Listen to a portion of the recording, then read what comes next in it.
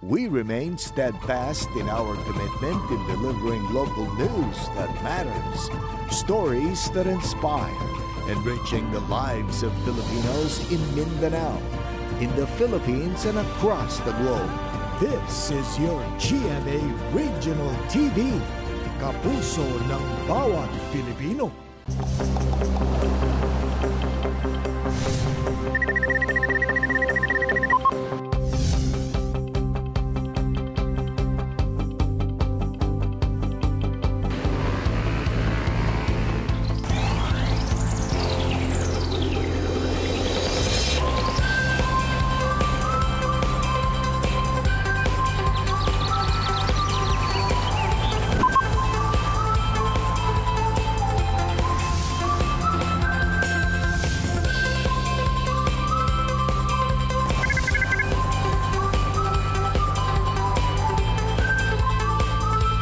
Kini ang At Home with GMA Regional TV.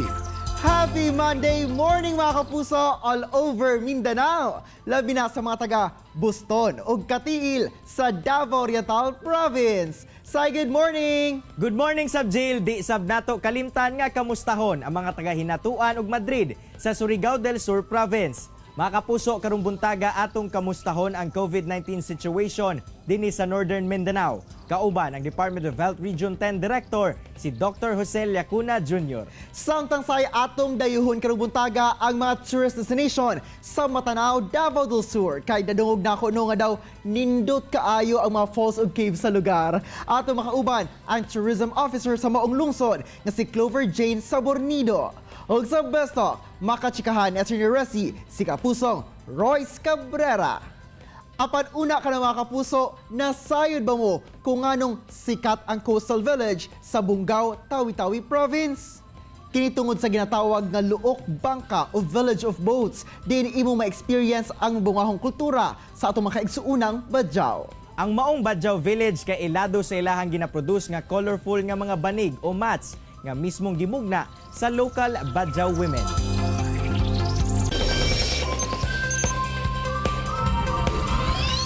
Mga kapuso, sobra tuig na kitang nakigbisog niining pandemya nga hatod sa COVID-19. Apan karon, maingon nato nga wala gihapon kini nasulbad. Gani dinhi sa Dakbayan sa Cagayan de Oro, bag-uhay lang gideklara sa National IATF nga ipailawom sa MECQ tungod sa paspas kapag saka sa local COVID-19 cases. Apan gawa sa syudad, susama-sab ang nasinati sa tibuok rehiyon. Karon, atong sayron kung unsa ang lakang sa gobyerno aron ma-address kini. Atong makauban, si Dr. Jose Llacuna Jr. ang Director sa DOH Region 10. Doc Llacuna, mayong buntag kanimo og dayon sa atong GMA Regional TV. Kamusta ka, Director? Yes, maayong adlaw ka natong tanan. Greetings of good health and peace from the Center for Health Development Northern Mindanao, Cagayan de Oro City. Sir, unang-una no, makisayod kami og unsa na ba ang general status sa COVID-19 nato dinhi sa rehiyon ug ingon man sa Cagayan de Oro City nga gibutang sa MECQ. Actually, ang cases nato karon recently mga 22,000 na ta. 88% of whom are local transmission. Ang atong active cases karon more than 20% na. So ang atong recovery is less than 80. We have 3.5% case fatality rate now. So this is the real situation. As of June 1 to 15, gideclare sa NIATF nga moderate enhanced community quarantine ang Cagayan de Oro City, 1 to 15.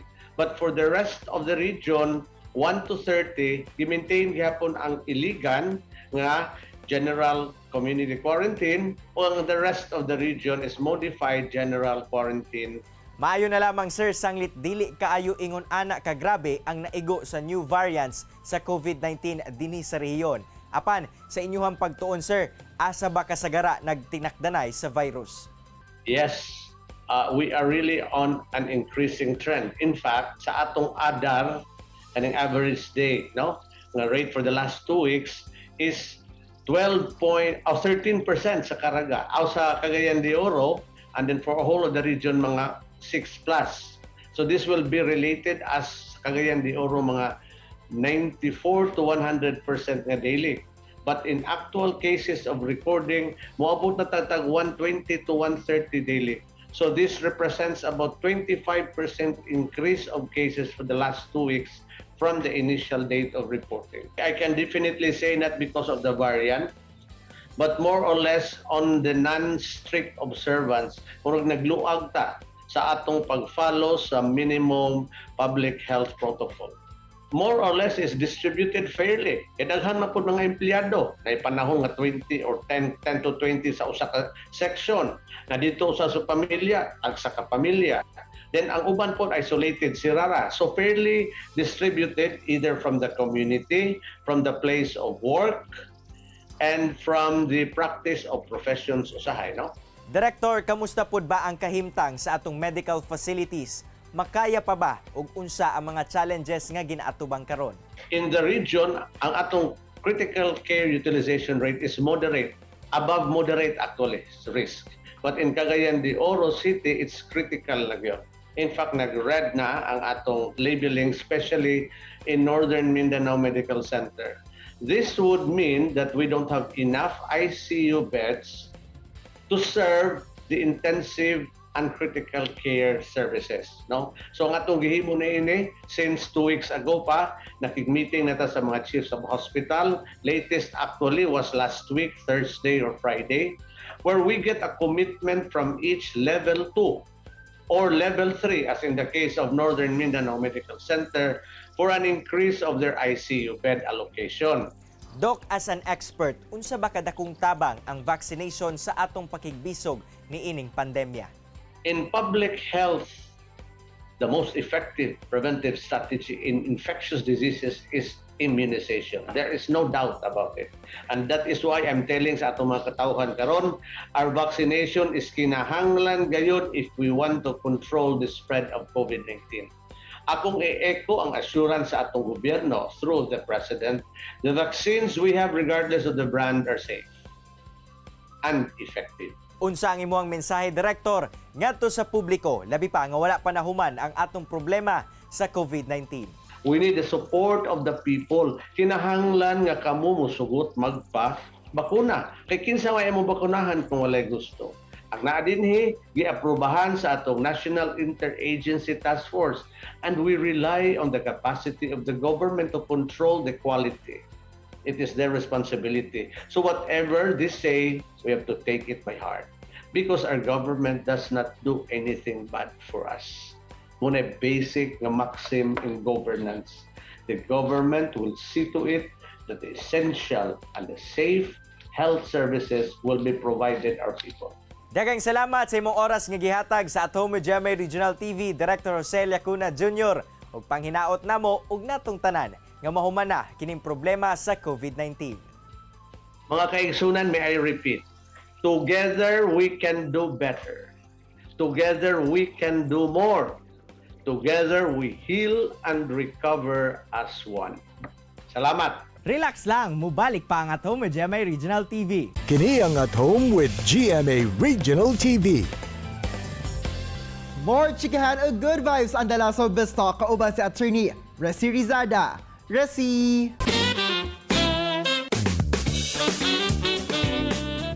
Daghang kaayong salamat, Argel. Good morning mga kapuso ug welcome to Bestalk. Kanang buntaga ato ang makauban usab si Sherwin sa GMA Afternoon Crime Series na Nagbabagang Luha. Walilan pa ako si kapuso actor Royce Cabrera. Maayong butag Royce, welcome back dito sa At Home with GMA Regional TV. How are you? Hi po, hello sa inyong lahat mga kapusong Mindanaoan.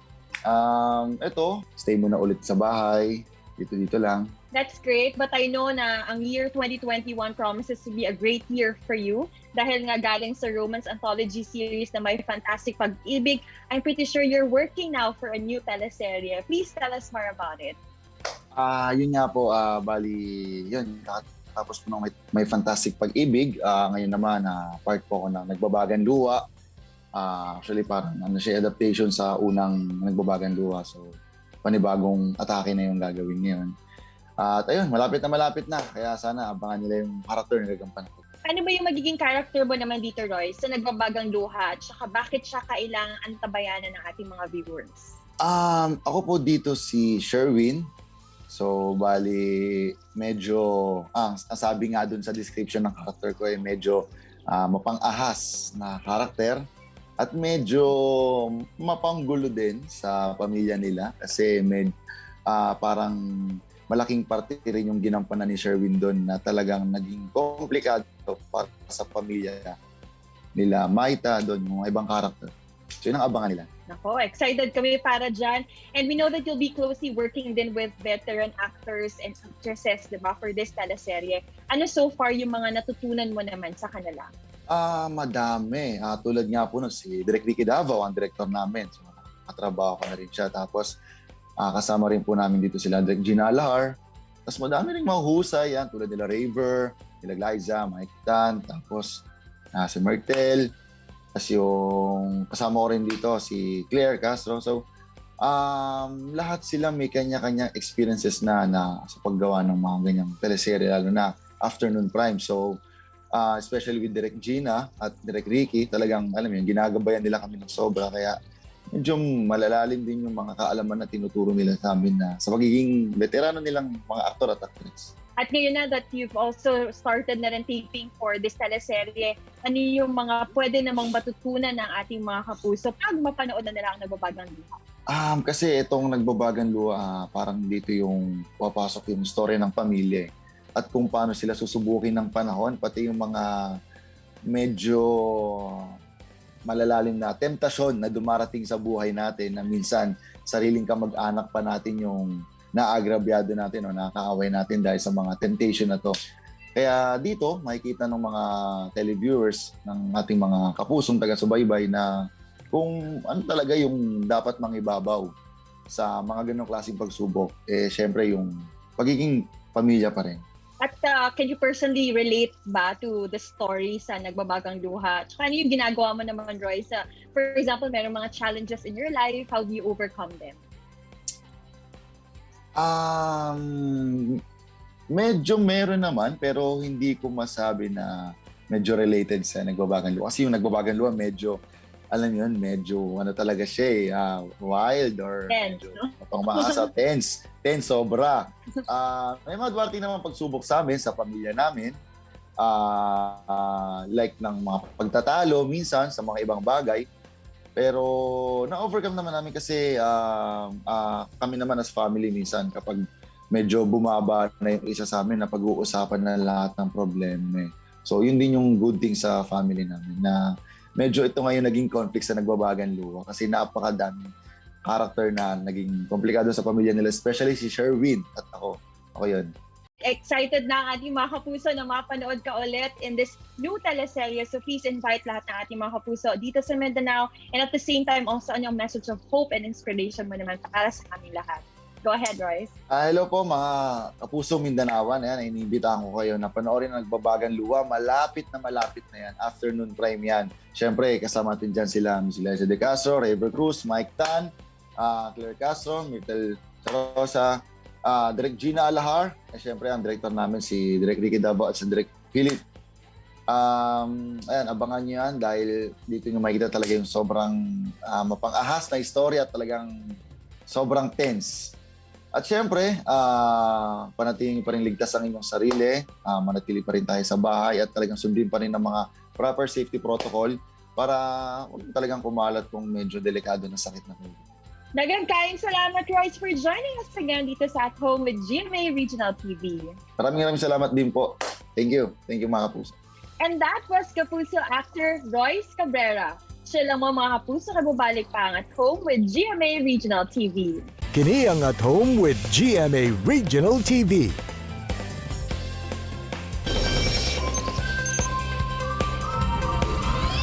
Mga kapuso, tanaw nyo na ba ang matanaw? Aba kung wala pa mga kapuso, dungan tang i-discover ang hidden paradise sa matanaw nga matahom sa Davao del Sur. Kauban ang tourism officer nga si Clover Jane Sabornido. It's a wonderful morning, Ma'am Clover, ug welcome sa At Home with GMA Regional TV. Kamusta, Ma'am? Hello, Jill. Okay naman kami dito. Kamusta kayo dyan sa Davao? Well, okay lang po kayo, Ma'am, no? Pero ang importante karon to stay safe and healthy, labi na karong doon na tayo pandemya, no? Yes. Yes, oo, Ma'am Clover, unang-una excited kayo to mga kapuso viewers all over Mindanao nga masayran ang mga nindot nga suruyanan diha sa inyong lugar sa Matanao. Please share with us, Ma'am, kung unsa ba ang mga matahom nga suruyanan diha sa Matanao. Yes, Jill. Maayong buntag, mga kapuso. Dini sa Matanao, pwede mo mag-suroy-suroy o mo-check sa amo ang mga gwapo o mga anindot kaayo ng mga mountain views. Tapos ni mga daghang mga caves o daghang waterfalls. Ubay-ubay gyud ang inyong makita dinhi sa amo ang munisipyo kung makaanhin mo. O gusto si mo mga na-mention kaganina, Ma'am, no? Kana inyong ginapang pasigarbo gayod nga waterfalls. Pero kung moadto ka na sa Matanao, sa mga nakaadto na pud sa mga lain nga mga waterfalls, no? Sabay murag something unique diha sa waterfalls sa Matanao. Mga waterfalls namo dinhi is naa siya rock formation. Mura gud siya magdikit-dikit na rocks na naka-straight siya. And then naapod mi waterfalls nga dire-diretso nimo moagi ka sa cave. So interconnected siya. So aside from maligo ka, pwede po ka at the same time mag-rappel, pwede po ka mag-spelunking. And then ang waterfalls namo diri, Jill, is very accessible. Dili na kaayo maglisod, especially ang kananggikan sa syudad, makaabot na din sila sa waterfall. Wow, mas na-excite ko, Ma'am, nga nadungog kaganina si imuha nga from waterfalls sumpay ni Ana ang cave. So, unsa ba ang ma-experience nila, Ma'am, dito sa cave? Sa among caving, actually, dagan sila makita ng mga formations na ami mga stalactites and mga stalagmites. Na po yung mga bats inside the cave, and then they can also have an adventure inside kasi ang among cave na gi-open karon is na siya water. So they will actually see mga puti kay na mga formations sa stalactites and stalagmites inside the cave. So, na-mention ni mo, Ma'am, nga isa lang ang kining cave ngayong giabrihan for now, no? Pero pila ba ka mga caves ang naa dinha sa Matanao? Ang Matanao has identified 20 plus na caves with the help of the Department of Environment and Natural Resources. So hinay-hinay gyud siya nga i-open, and then usahay na i-close pud namo siya, jail, because ang kuan man gud sa Matanao is sustainable tourism. So at the same time, we will provide entertainment and relaxation sa mga tao, pero dapat naapoy preservation sa amo ang kinaiyahan. Well, great to hear that, Ma'am, no? O gusto po sa mga importante nga matagaan po o kining livelihood ang mga locals diha. Pero sila ba mismo, Ma'am, o yung mga tour guides nato dinha? Malipayong pag-abot dinhi sa Matanao. We started the tourism industry, Gudjel, nga community-based siya. So, ang amuag yung focus is ang mga tao dito, which are, they're mostly Blaan, Jill, ang ilahang tribe. Ang amuang gihimo, gi-capacitate namo as cave guides. So sila gid ang mga guides, naapoy mga teenagers na mga guides, kay at the same time naapod sila kanang panginabuhian. And then we also have association dito na nagahimo sila og mga cave mga bags, mga native bags. So native products. So at the same time, pwede pud mamalit ang mga turista after nila mag-caving. Okay lagi, Ma'am, no, sa ang tourism industry sa apektado karong panahon sa pandemya, pero on your part ba sa LGU sa Matanao, unsa ba inyo hang kining coping mechanism or kining mga pamaagi strategies ganyong ginabuhat para ma-highlight gihapon ang tourism nato diha sa lungsod sa Matanao? It's very ironic kasi when the pandemic happened last year, Jill, Matanao was starting to develop our tourism industry. Instead na we are fearful sa pandemic, ang nangyari kasi dun sa mga mountain areas namin, yung mga owners, they started to develop their area. Like, nilagyan nila ng mga flowers, ng mga Instagrammable na mga structures. So, ang nangyari, people coming from the Patag, they started going to our mountain views. And then very accessible kasi siya. So we realized that somehow for Matanao, pandemic is like a blessing in disguise. They come to our mountain views to relax and rejuvenate. Well, great to hear that, Ma'am Clover. Ano? Ug sa pagpasigarbo ninyo sa mga nindot nga places sa mga destinations dinha sa Matanao, gawas sa napaila kini sa kadaghanan, unsa ba ang mga maayong epekto niini sa mga komunidad nga nagpuyo dinha? First and foremost, due to the Build program, dako jud kaayo siya natabang, especially sa Matanao as a remote municipality, Jill. Sa una manggo dili kay ni siya very accessible, but tungod sa mga road projects, ang mga tao karon didto is naa na sila'y panginabuhian. It's really a blessing, especially matan-aw na agian bujil og kanang earthquake katong 2019, if you can remember. So parang gihatag gyud sa amo nga panahon sa Ginoo nga maka-rebuild ang mga tao. Well, isagid ko sa mga nag-cover din ha, ma'am, no, katong naigo ang kining matanaw sa kusog nga mga sunod-sunod nga linog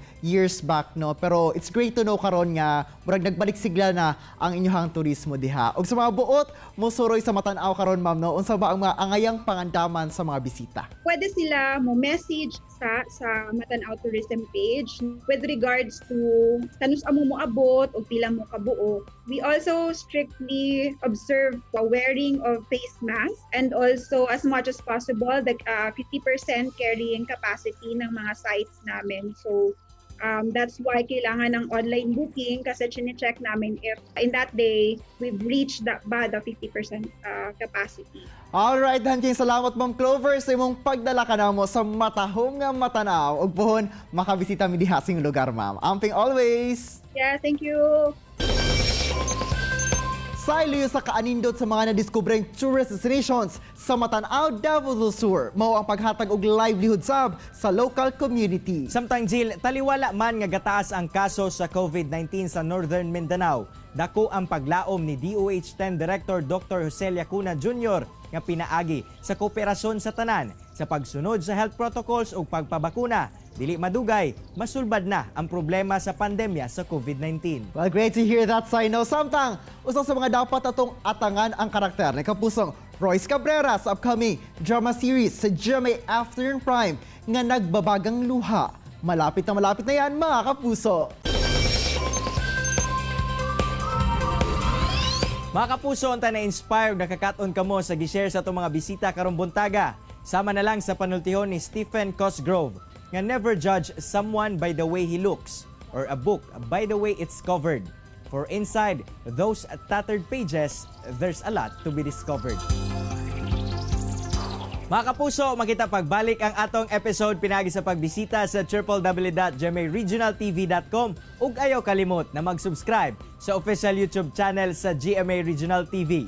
See you tomorrow, mga kapuso, ug always remember that God is good all the time. Ayaw sab kalimot sa pag-smile.